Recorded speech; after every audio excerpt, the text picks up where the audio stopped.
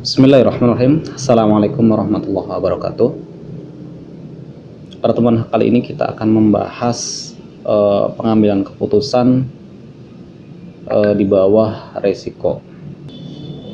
Pengambilan keputusan di bawah risiko itu terjadi ketika seorang manajer tidak memiliki informasi yang sempurna. Manajer di sini adalah seseorang yang mengambil keputusan. Jadi, ketika seorang dalam mengambil keputusan tidak memiliki informasi yang sempurna, atau setiap kali ia dapatkan asimetri informasi ada, maka risiko menjadi muncul. Nah, dalam keadaan berisiko, pembuat keputusan memiliki informasi yang tidak lengkap tentang alternatif yang tersedia, tetapi memiliki gagasan yang baik tentang probabilitas hasil untuk setiap alternatif. Saat membuat keputusan di bawah keadaan berisiko, maka si pengambil keputusan harus menentukan probabilitas yang terkait dengan setiap alternatif berdasarkan informasi yang tersedia dan pengalamannya. Pengambilan keputusan di bawah risiko itu jadi adalah pengambilan keputusan ketika ada beberapa kemungkinan keadaan alamiah atau state of nature, dan kita sebagai pengambil keputusan tahu tingkat probabilitas yang terkait dengan masing-masing keadaannya yang memungkinkan. Kalau kita bicara dalam hal pengambilan keputusan di bawah ketidakpastian sebelumnya, kemungkinan kejadian di berbagai keadaan alam tidak diketahui. Nah, ketika probabilitas ini diketahui atau dapat diperkirakan, pilihan tindakan optimal berdasarkan probabilitas ini disebut sebagai pengambilan keputusan yang berisiko. Metode yang paling populer adalah memilih alternatif dengan menggunakan expected monetary value tertinggi. Expected monetary value tertinggi, ini hasil dari ketika ada beberapa alternatif, anggap alternatif I, maka hasilnya adalah hasil dari kondisi alamiah pertama, atau hasil dari state of nature pertama dikalikan tingkat probabilitasnya, ditambah hasil dari state of nature kedua dikalikan dengan probabilitasnya, ditambah sampai berapa state of nature yang dapat kita petakan dikalikan dengan probabilitasnya.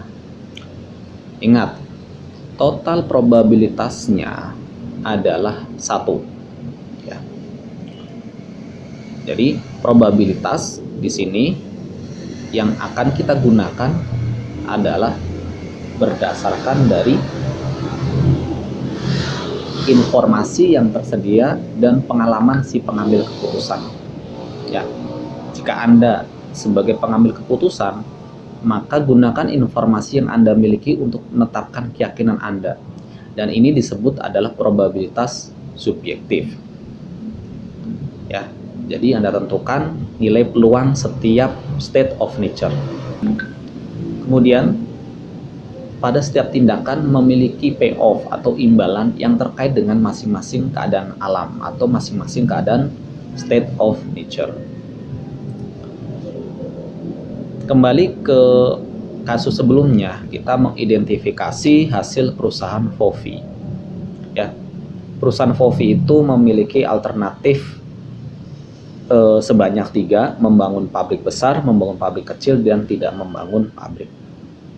Kemudian pada state of nature positif, pasar kondisinya positif, itu adalah 200 juta. Kemudian pada kondisi pasar negatif, payoff-nya adalah minus 180 juta. Ketika dia memilih alternatif kedua, membangun pabrik kecil, maka dia ketika state of nature positif mendapatkan 100 juta, dan ketika state of nature-nya negatif, dia akan mendapatkan minus 20 juta atau rugi 20 juta. Sedangkan ketika tidak membangun pabrik, baik positif maupun negatif adalah 0. Maka ketika kita menghitung EMV, ya, expected monetary value perusahaan FOVI, jika seandainya semua peluang kita menurut kita sebagai pengambil keputusan adalah peluangnya masing-masing 0,5, ya, maka alternatif yang akan kita cari adalah alternatif yang memberikan EMV tertinggi, ya.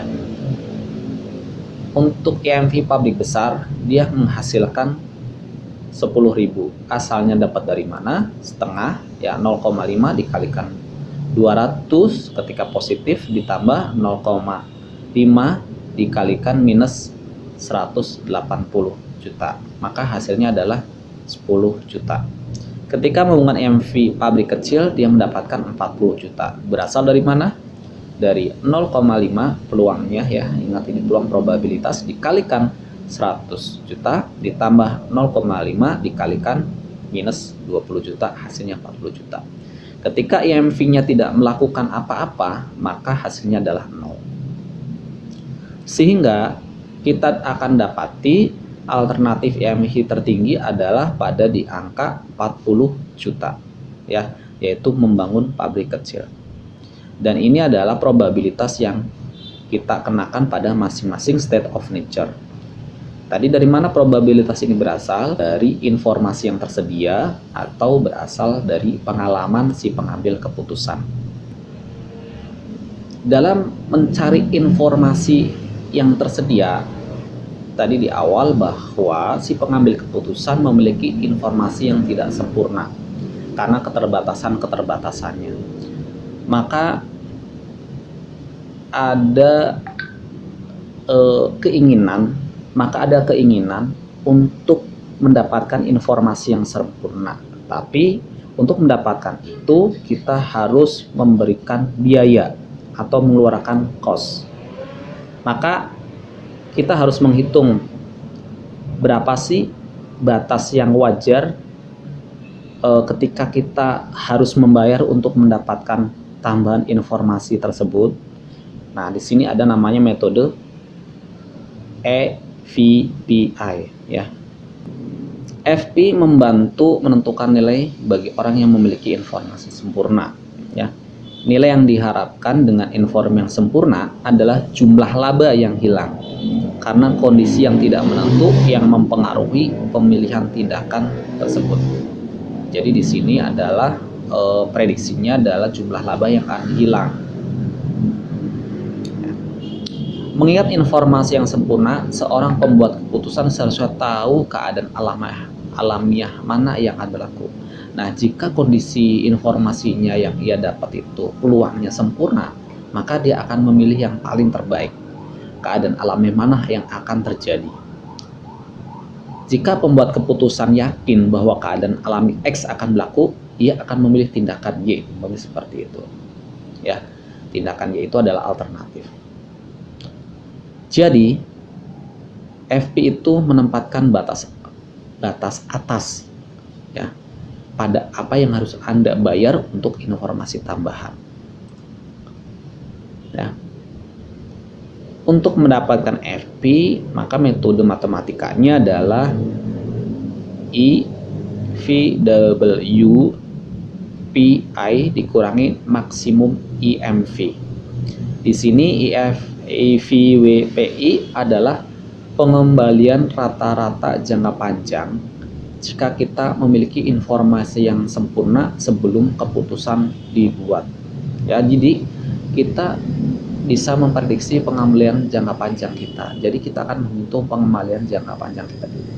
Ya. Nah, untuk rumus EVWPI, ya, itu kita akan mencari hasil terbaik. Karena dalam pengembalian rata-rata jangka panjang pasti adalah hasil yang terbaik. Hasil terbaik state of nature pertama dikalikan tingkat probabilitasnya, ya. Kemudian hasil terbaik state of nature kedua dikalikan probabilitasnya, dan sebanyak N dikalikan probabilitasnya.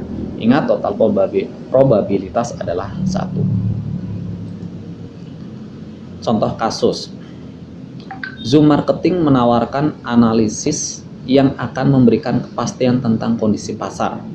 yang menguntungkan bagi perusahaan FOFI. Zoom marketing dia akan mengenakan tambahan biaya sebesar 65 juta. Nah, untuk mendapatkan tambahan informasi tersebut, kita harus mengeluarkan tambahan biaya 65 juta.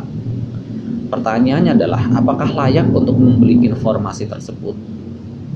Nah, ini penjelasannya. Alternatif terbaik untuk keadaan alam yang menguntungkan positif adalah membangun pabrik besar dengan return 200 juta. Alternatif terbaik untuk keadaan alam yang tidak menguntungkan negatif adalah tidak melakukan apa-apa dengan imbalan 0. Maka EV/WPI itu adalah 200 juta dikalikan dengan 0,5 ditambah 0 dikalikan 0,5. Hasilnya adalah 100 juta. Nilai EMV maksimum tanpa informasi tambahan adalah 40 juta. Ya, lihat di EMV. Maka EV/PI sama dengan EV/WPI dikurangi EMV maksimum. Maka 100 juta ya, itu adalah yang tadi kita hitung dengan dikurangi 40 juta sebagai EMV maksimum. Hasilnya adalah 60 juta. Maka EFPI-nya adalah maka EV/PI-nya adalah 60 juta. Maka nilai maksimal yang dapat dibayarkan oleh FOFI ya kepada Zoom marketing adalah maksimal 60 juta untuk mendapatkan tambahan informasi. Sehingga otomatis tawaran si Zoom marketing ditolak ketika dia menawarkan 65 juta. Expected opportunity loss. Nah, pada pertemuan sebelumnya kita ada namanya tabel opportunity loss. Ya, yang masuknya adalah tabel regret. Nah, expected opportunity loss adalah biaya untuk tidak memilih solusi terbaik. Expected opportunity loss idenya adalah sama dengan tingkat penyesalan ya, atau sama dengan regret. Ya, maka di sini kita akan mencari nilai penyesalan yang paling terkecil ya, atau nilai opportunity loss yang paling terkecil. Pertama-tama kita buatlah tabel kehilangan peluang atau tabel regret atau tabel opportunity loss. Nah, kemudian untuk setiap alternatif kita kalikan kehilangan peluang dengan probabilitas ya pada setiap state of nature untuk setiap hasil yang mungkin dan tambahkan bersama-sama. Di sini kita akan mendapatkan EOL minimum akan selalu menghasilkan keputusan yang sama dengan EMV maksimum, atau EOL minimum juga akan selalu sama dengan nilai EVPI. Ya. Maka di sini kita akan menghasilkan bahwa tingkat penyesalan yang paling kecil, expected opportunity loss-nya adalah membangun pabrik kecil. Ya, keputusannya membangun pabrik kecil dengan nilai minimum EOL-nya adalah 60.000. Salah satu dalam pengambilan keputusan juga kita bisa menggunakan metode ya decision tree atau pohon keputusan. Pohon keputusan ini dianggap sebagai salah satu cara terbaik untuk menganalisis keputusan. Pendekatan pohon keputusan melibatkan representasi grafis dari tindakan alternatif dan kemungkinan hasil serta resiko yang terkait dengan setiap tindakan. Jadi, masalah apapun yang dapat disajikan dalam tabel keputusan juga dapat diwakili ya secara grafis di pohon keputusan. Jadi, kalau tadi kita pakai tabel keputusan, kita bisa juga dengan cara membuat atau terwakili dengan grafis di pohon keputusan. Pohon keputusan paling bermanfaat ketika urutan keputusan harus dibuat. Karena di sini kita akan menggambarkan titik-titik keputusan peristiwa ya dan probabilitas yang terlibat dalam berbagai tindakan. Sehingga teknik pengambilan keputusan ini memungkinkan pembuat keputusan untuk melacak jalur atau tindakan yang optimal. Nah, semua pohon keputusan berisi titik keputusan atau simpul dan titik atau simpul yang memang terkait dengan state of nature. Di sini ada note keputusan. tempat salah satu dari beberapa alternatif dapat dipilih. Kemudian ada node keadaan alam, di mana satu keadaan alamiah akan terjadi. Ada 5 langkah untuk analisis pohon keputusan. Yang pertama adalah mendefinisikan masalah, ya ini biasa. Keahlian seseorang dalam mendefinisikan masalah itu adalah bagian dari memecahkan masalah. Yang kedua, membuat struktur atau gambar pohon keputusan. Yang ketiga, menetapkan probabilitas keadaan alamiahnya atau state of nature-nya. Ya. Yang keempat, perkirakan hasil untuk setiap kemungkinan kombinasi. Ya. Yang keempat, perkirakan hasil untuk setiap kemungkinan kombinasi alternatif dan keadaan alaminya. Yang kelima, memecahkan masalah dengan menghitung nilai expected monetary value untuk setiap keadaan node alamiahnya. Ini struktur pohon keputusan ya. Di sini ada beberapa node.